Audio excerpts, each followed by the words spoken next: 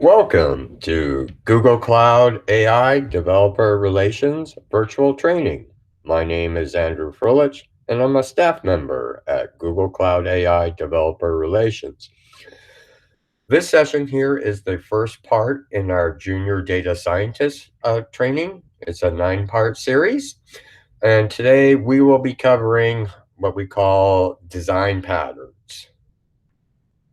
So let me give you sort of a little history here of what we mean by a model design pattern. Well, prior to 2017, if you look at models that were available, let's say in GitHub and other sources, they were kind of really hard to read. Those renditions typically were coded in a batch scripting style. That is, they were just a long sequential list of instructions or layers, and it made it very, very difficult to read. And it's because they didn't really have any structure or design in it. But after 2017, more AI researchers became involved, and they had software engineering backgrounds as well as experienced software engineers becoming ML engineers.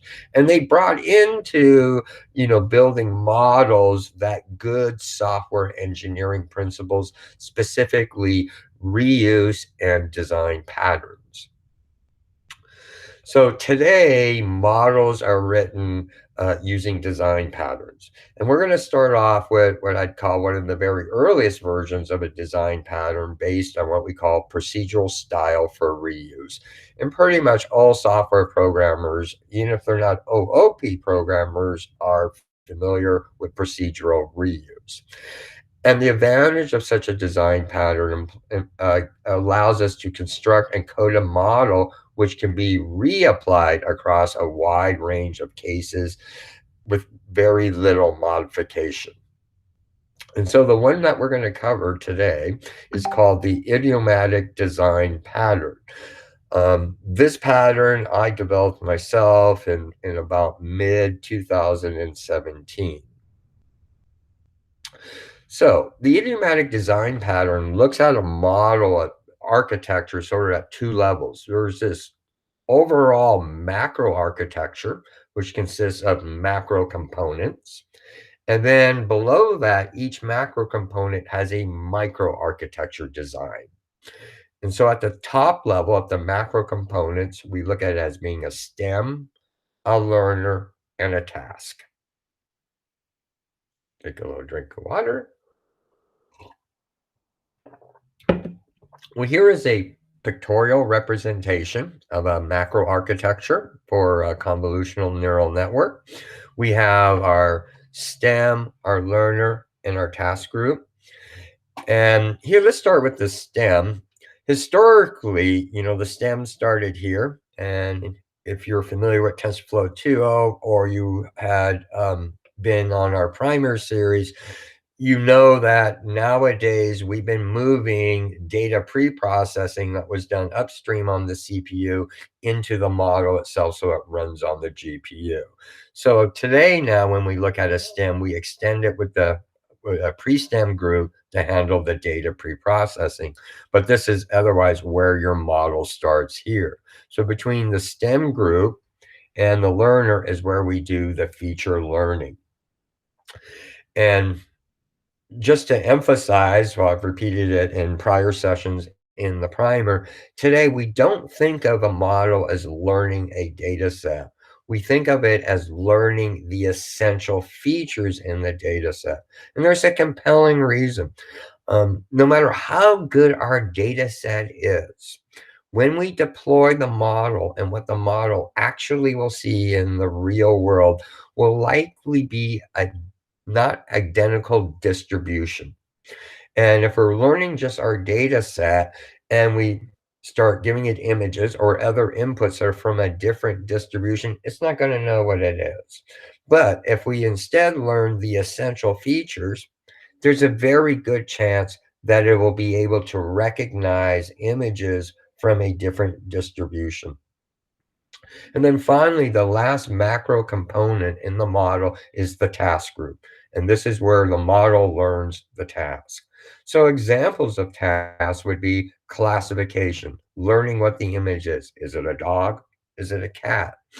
Another type might be a regressor. Say these images are images of houses, and what comes out of the model is a guess on the selling price.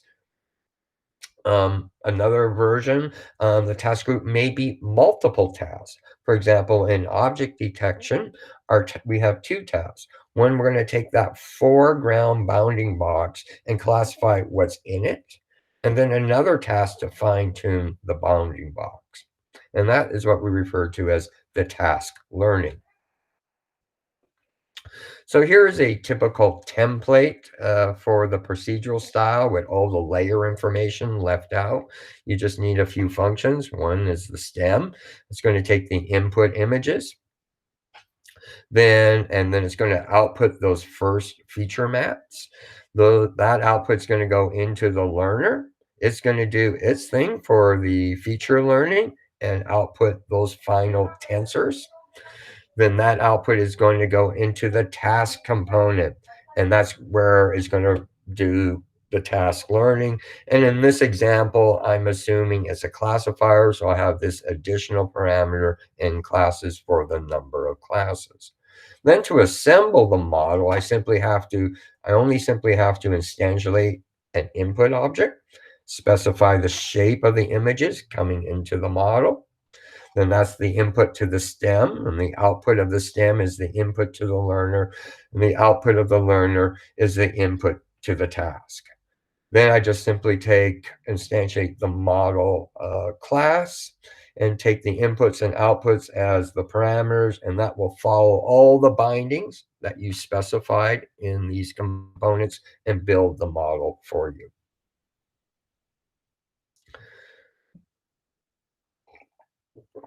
So let's talk a moment about what a stem is.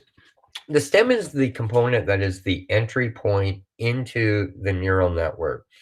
And its primary purpose is to do that first coarse level feature extraction. And secondarily, it wants to reduce the size of the feature maps to a size that's designed for your learner component. So your learner component has an assumption at its input what the size of the feature maps, and that's really going to have a lot to do when you get to the other end of the learner, which we call the bottleneck layer, what the size of those feature maps are. Typically, what we want them to be is between 3x3 and 4x4.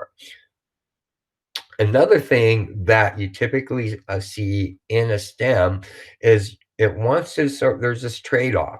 It wants to optimize maximizing the feature extraction. The more feature information I get, the better. But at the same time, minimize the number of parameters that are going into the learner component.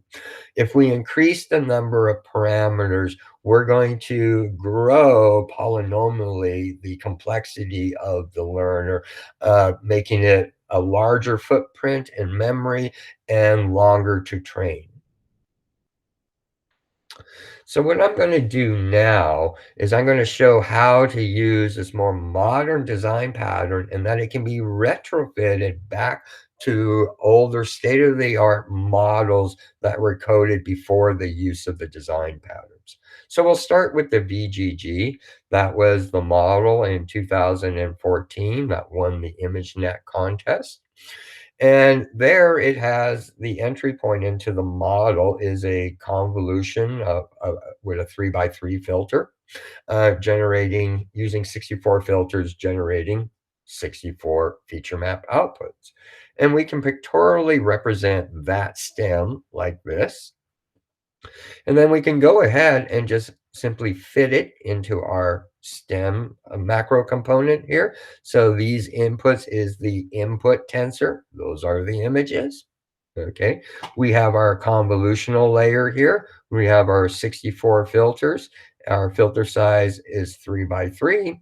That takes the inputs, and then we're going to just simply return the output from that convolution, which are those 64 feature maps. Note that we use a stride of 1 and padding equal the same. So those 64 feature maps will have the exact same height and width as the input. In this case, with VGG, it was designed with an input size of 224 by 224 by 3 for the RGB. So each feature map is going to be 224 by 224. So it didn't do any size reduction in the VGG. In 2015, it was the ResNet. It was the winner of the ImageNet that year, and it went a different direction. Okay, and here it did two things. One, they decided to use a very large input filter, a 7x7, and do aggressive reduction on the feature maps. So one of the things to think about going to a larger, such a larger filter is the computational complexity. So a 3x3, as we saw in the VGG, would be 9 pixels. And you're going to do a dot product. And that means every one of those pixels is going to do a multiplication over that area that window is currently on the image. So that's 9 map mul operations. Well, the 7x7 has 49 pixels, so it's going to do 5 times the number of map muls. So every time I'm moving that window across the image and doing that operation with a 7x7, I'm doing 5 times more computation. So it's very expensive. The other part here is they did very aggressive feature pooling and downsampling. So we have our strided convolution here where we have the 7x7 coarse filter. A stride equals 2. That's what we mean by strided. So there's our feature pooling, which is going to reduce the size of those feature maps by 75%.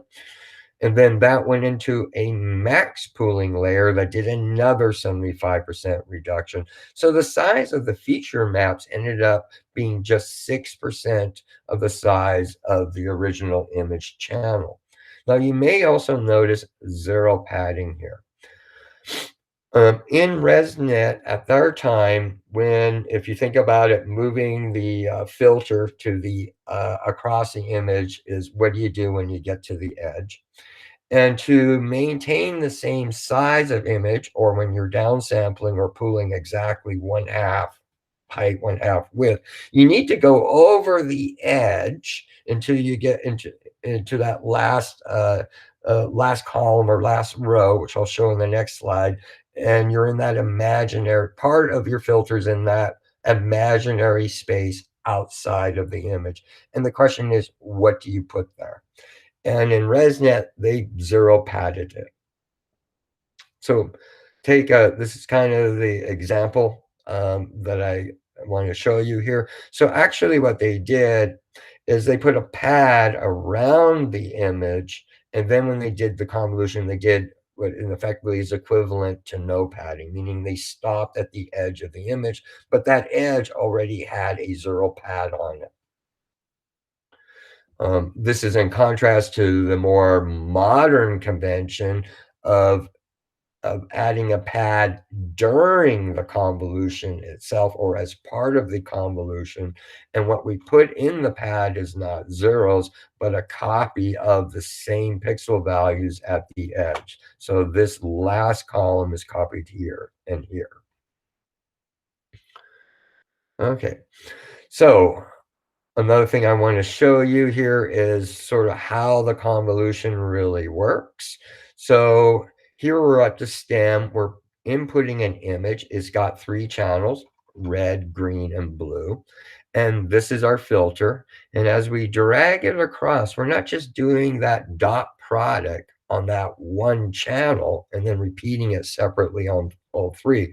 We do it all at the same time. We actually do a depth-wise a depth-wise dot product. Okay, it looks like I skipped ahead a slide. Sorry about that. And that would produce this one feature map that's exactly the same height and width. So, but as you recall, in most of our convolutions, we're going to have multiple feature maps, which is specified by the number of filters, for example, 256. And when we do that, we tend to represent the output like this. So that's the height and weight of each and width of each feature map, and the number of channels. So for 256, we did that same operation. What we'd have is we'd have the height times width times 256. So let's go ahead and write that stem, that ResNet stem, using the macro architecture for a stem group. So inputs, of course, is the input tensor for the images. We know that they're going to be 224 by 224. To make this convolution work without padding, we're going to need to put a zero pad of width 3 around it.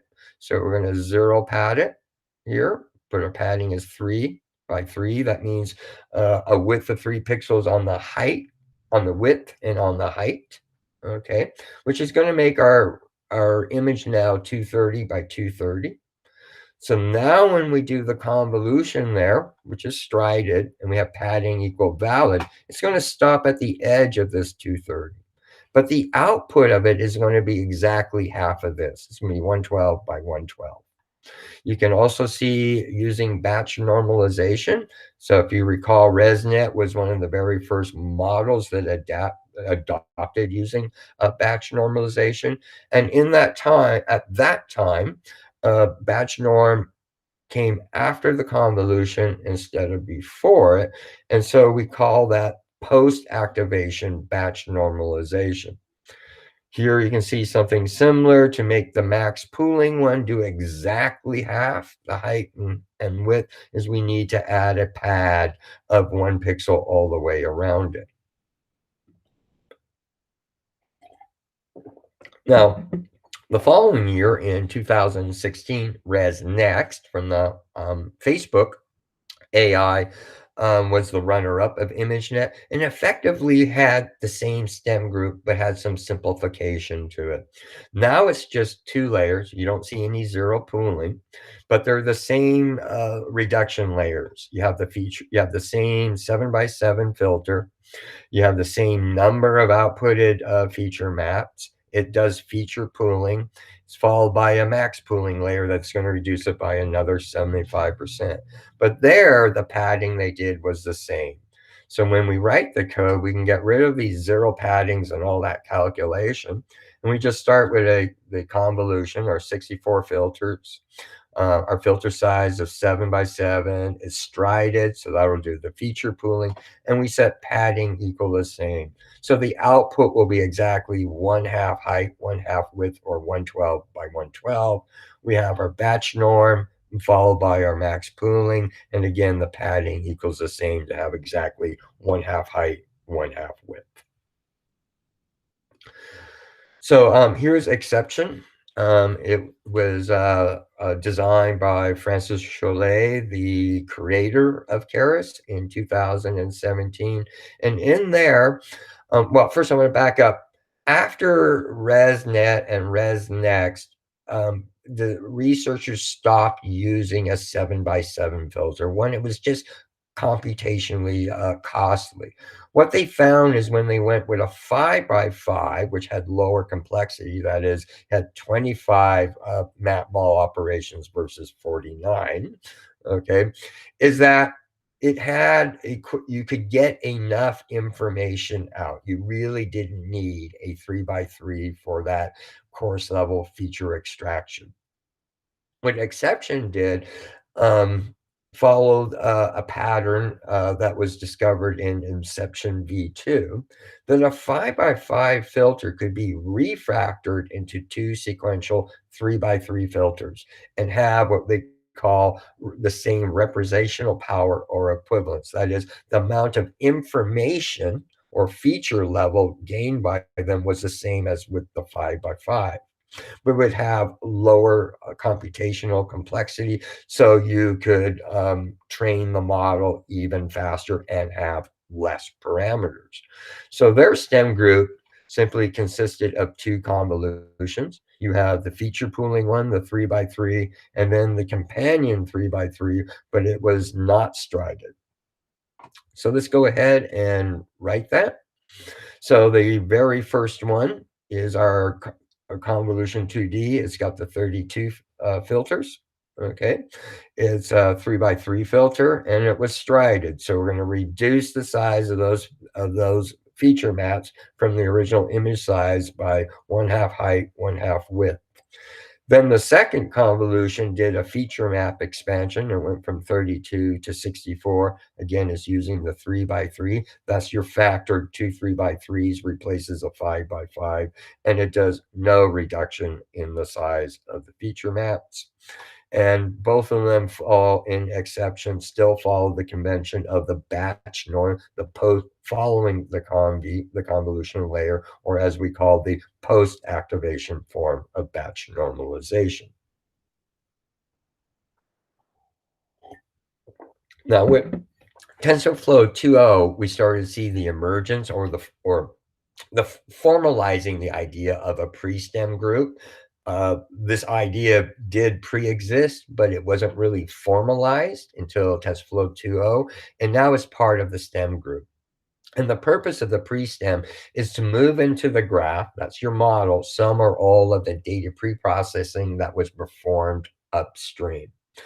So, prior to doing this, when we did data pre-processing upstream, it means it's running on a CPU. And that CPU has to be powerful and fast enough to feed the GPU.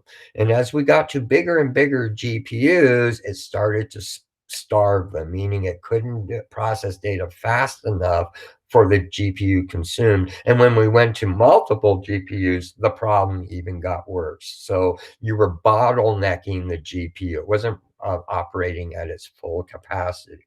What we found, it was more effective to take that data pre-processing that was happening upstream and move it into the model itself as a pre-stem group and let it run on the GPU with the remainder of the model. Therefore, the GPUs ran at their maximum speed. Now, pre-stems can also be plug and play. We tend to design them not necessarily for a specific model, but to be added or removed from models and reused. The functions typically performed by pre-stem groups are like resizing and cropping the images before they actually go into the model. Adapting the model to a different input size. You trained your model on one input size. Now you have a different one you're going to use. Do you really want to retrain your whole model? You can handle it by just simply adding a pre-stem. Doing data normalization and handling things like translational and scale invariance. That is a form of data augmentation. So here's a way to make a pre-stem plug and play. So in this coding sample, I'm adding a pre-stem group to an existing model that could be trained or untrained. And the way you do is you create a wrapper model. So we're just going to instantiate a sequential model here, and that's going to start with 0 layers. I'm going to add my pre-stem as sort of the first part of that model.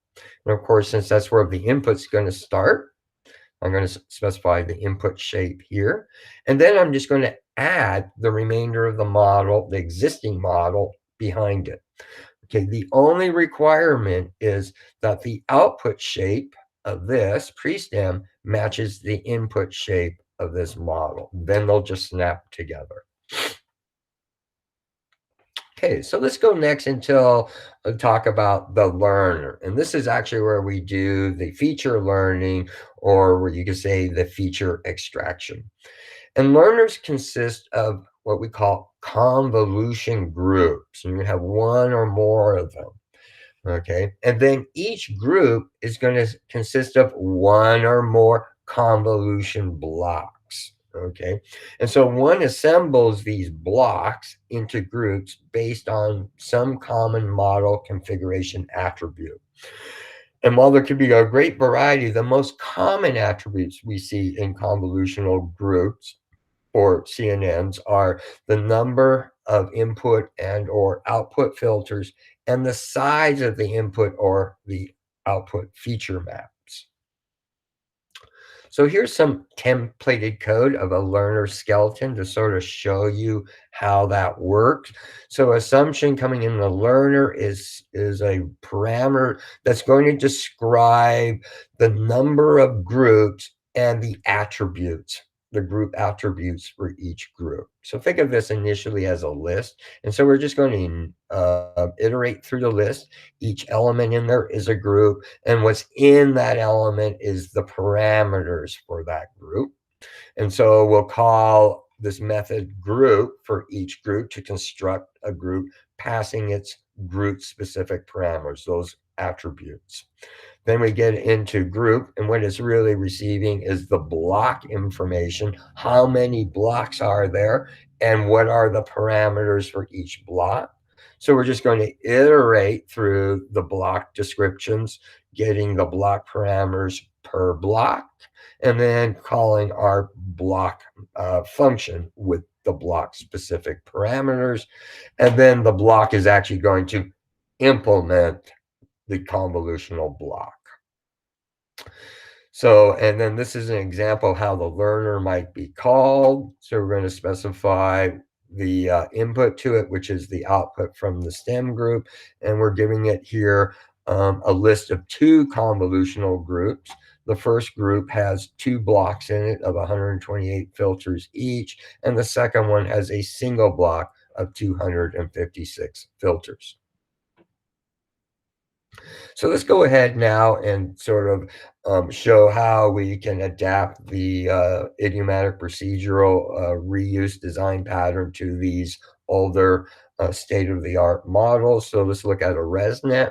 So a ResNet group consists of, 2 or more ResNet blocks. And each of the groups in a ResNet would double the number of filters. So the first ResNet group started with 64 filters, and the next one was 128, and the next one was 256, and the next one was 512. Now, one of the things, if you recall about a ResNet, is in those blocks, they do the identity link, where in effect you're adding the input to the output. And for that matrix add operation to work, the number of filters or feature maps on the input has to match that of the output. And when you go from one group, doubling 64 to 128, on that very first ResNet block, you're going to have a mismatch. The input, for example, would be 64 on the next residual group, but its output's 128, and you can't do a matrix add. So every block needs to do is start with a way to increase the number of filters. So in that case, the first block does what we call a projection shortcut. And that is going to use a 1-by-1 convolution to project the current number of filters to double that size. So let's go ahead and just show some code what that might look like. So here we have the learner. Here we have the list of all our groups containing their attributes. And if you recall, the very first block, excuse me, in a ResNet, the very first group did not need to do the doubling to match, because it was just taking its output from the stem, and all the remaining groups did. So it's kind of a special case. So to handle that, I just pop off this first definition, and I handle it that this group doesn't start with a residual block that does a projection, and I specify that by just setting the strides 1-by-1. All the remaining ones, though, do the block start, create a group that does start with a linear projection. Okay. And so here is an example of a group, okay? And in the group, okay, in a normal block, the very first one is a projection block, and the remaining ones are identity blocks. So we just pop off the first block definition, construct our projection block, and then for the remaining blocks, build the identity blocks. So this and this are building this and then the sequence of these. Okay, let's look at a dense net because it's kind of a different connectivity pattern in it. So these blocks are, the way they worked is instead of, they had a residual like link where where they take the input in the sense they're adding it to the output, but it's not an add, it's a concat. And they did that because they thought that give you the ability to reuse features. The problem is that at every output is that the number of feature maps is continuously growing, and it's growing quite fast, actually. And so at the end of every group, there was an additional block called the transition block, and its purpose was to compress, that is, restore the size of those feature maps so you don't, before you go into the next group, so you don't have that massive explosion in feature map sizes. I think I pretty much already covered that. Okay, so let's go ahead and show you how a DenseNet would be retrofitted into this design. So again, here is our learner component. We have our groups just like before, but we have this extra parameter called reduction, and that's going to specify in the transition block how aggressively we're going to compress the feature maps. Okay, now the last group is going to be our is going to be the is we have to decide whether it does or does not do compression, or let me back up. In a dense net, every group, but the last group has a transition block where it does compression. The last group didn't do the compression because its output goes directly to the bottleneck layer. And it's the bottleneck layer that's going to do pooling and feature reduction anyways. So there was no reason to do a compression. So that last group is like a special case. That's why we pop off the end of the list and we just kind of hold it off. We then iterate through all the first groups, the remaining groups before the last group, and construct the corresponding group. And then we construct the last group, the one we saved here when we popped off, but now we say reduction equals none, so we don't add a transition block. So here in the group, you can see is we take the block information, so that's the number of blocks and the attributes for each block. We're going to iterate through them. We're going to create the densely connected residual blocks for that group. And then at the very end, if our reduction is not none, we construct the transition block. Ooh, I got a little typo there. Goes with task. Okay, so the task component is generally where we perform task learning. For example, classification learning.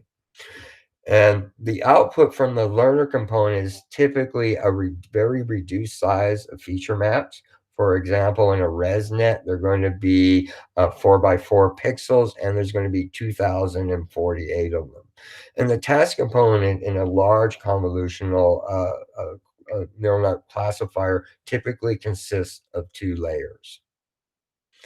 So one layer is going to want to do a flattening of the data. So remember, these are matrices, okay? And there's a bunch of them, and I need to flatten them all into a 1D vector. And typically, I want to reduce the size. Okay, and this is referred to as this flattening and reduction is referred to as the bottleneck layer in a CNN. Originally, like in a VGG, when they flattened the feature maps, they didn't reduce them. So you had this big, long 1D vector that added a lot of computational complexity to the classifier. Starting with ResNet, they replaced that step or added to that step what they call global average pooling. So for every feature map, and let's say it's 4x4, that's 16 pixels, instead of flattening all 16 pixels, is they would just simply take the average of those 16 pixels and replace it by that one value in the 1D vector. And that's what global average pooling 2D does. So if I had 2048 feature maps coming in, like as in a ResNet, after I do a global average pooling 2D, my outputted 1D vector will be 2048 elements, where every element corresponds to a average value per feature map. So here is a basic classifier, or when you say, so we create our task component because it's a classifier. We're going to add this extra parameter of the number of output classes. We do our global average pooling. So this is our bottleneck layer. And the output of that is we send into a dense layer specifying the number of classes. So if it was ImageNet, that would be 1,000. And of course, what we do for an activation on a classifier is we use softmax. Now, classifiers, more modern classifiers today are multi-output. And this has a lot to do with a concept called model amalgamation. I'll just introduce it slightly here because it's a more later subject. And it's the idea of connecting models to get directly together to be the application. Prior to the model amalgamation, the way we use models is that they each kind of ran independently and they had their own REST based endpoint. And you had some back end application on a server, probably written in like Java or C# that made individual calls out to each one of those models to get a prediction. So it used them as a service. Well, today we've moved to where we've learned how to connect models together, where you can say this combination of models or its amalgamation is the entire application. And there is no more back-end application on a server. But to do that is those models need to share different outputs. So today in a classifier, we have 4 common outputs coming out of a model instead of just one big prediction. And so these are what we refer to as feature extraction and then prediction. So feature extraction is all around the bottleneck layer in the model. So just before you do the flattening and reduction, those feature maps, like in a ResNet 50, which are going to be 2048 of them at 16, 4x4 at 16 pixels a piece, that's referred to as an encoding or a high dimensional version of the feature extraction. When you then go to, say, the other side of that global average pooling, where you pool those feature maps, each one into a single pixel, and then flatten them, that is what we call an embedding. And that's sort of our low dimensional feature extraction. And these can be shared with other models. If you go to a model zoo today, such as TF Hub, and they show you, say, different versions of the model. One of them, you can get the full model, and then it'll show you another version where you get the model referred to at the feature vector level. This is what they mean by that. Then when we go to prediction, we have the concept of soft labels and hard labels. So the soft labels are our independent probabilities that have not gone through a softmax. And then the hard labels is that probability distribution after we go through the softmax activation function. So here I'm going to pictorially what a classifier group actually looks like today. So instead of this output going, straight through, we break it up. So the input coming into the classifier group is going to be our high dimensionality encoding. So those are all those little feature maps. Then we're going to do the global average pooling. So the output from that is that flatten and reduce 1D vector. So that's our embedding, the low dimensionality. This is substantially lower dimensionality than this. That's now going to go through our dense layer, but without an activation. Okay, so the output from that is our soft labels.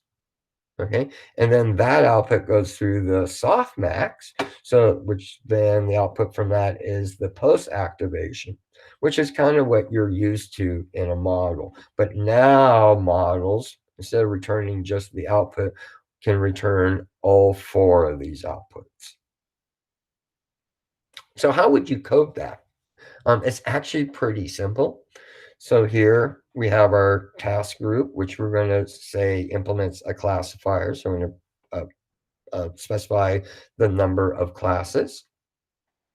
So we know coming into it is those little tiny feature maps of the final feature maps. And so that's our high dimensionality feature extraction. So we just save them as the encoding.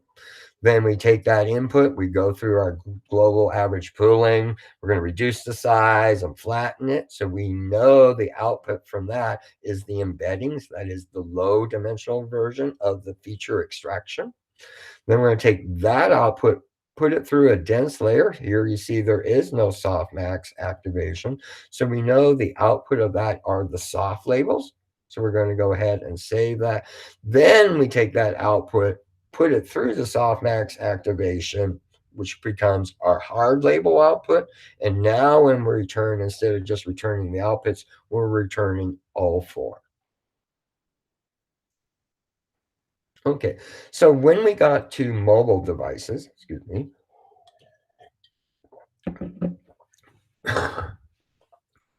this idea of having a global averaging 2D layer followed by a dense layer tends to be different in a mobile device. It tends to get replaced with just a convolutional layer, which may seem kind of odd. But what they do is they set the number of filters to equal the number of classes and then replace the array loop with a softmax activation. And then after that, they use a global average 2D to sort of flatten every one of those filters in a single value, which corresponds to the number of classes. So each one becomes a predictor.